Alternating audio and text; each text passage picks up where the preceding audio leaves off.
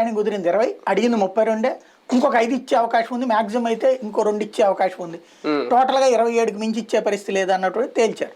కాబట్టి అది పవన్ కళ్యాణ్ చెప్పుకోవాలి దానికి నిజమేంటి అన్నటువంటిది. కాపుల ఆకాంక్షలను తొంగలోకి తొక్కారు అని రేపొద్దున అనిపించుకోవాల్సి వస్తుందా పవన్ కళ్యాణ్ గారు? ఈ ఒప్పందం కనుక మీరు అన్నట్టు 30 అంటే రోజుకో లెక్క వస్తుంది అనుకోండి, ఒకవేళ 30కి తగ్గితే అంటే బేసిక్ ఒకటే, ఆకాంక్ష ఉందా లేదా అన్నటువంటిది కాపులు తేల్చి చెప్పేటటువంటి సందర్భం.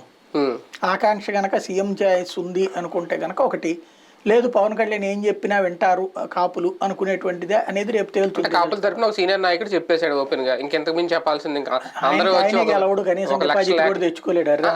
ఆయన గెలవలేండి. లెటర్లన్నిటికీ ఎందుకు వస్తుంది లెక్క? అవన్నీ ఏంటంటే అదొక అటెన్షన్ సీకర్, ఆయన అంత మించి ఏం లేదు. ముద్రగడ పద్మనాభం హరిరామ్ జోగాల్ని పోటీ చేసి గెలవమనండి ఇండిపెండెంట్ గా, అదే కాపు సెగ్మెంట్ లో చూద్దాం. డిపాజిట్లు వస్తే గొప్పగా ఉంటది అక్కడ. ఇప్పుడు అక్కడ ఏంటంటే వీళ్ళు అసలు ఆయన శాంతం కనుమరుగైపోయినటువంటి ఆయనకి ఇప్పుడు పవన్ కళ్యాణ్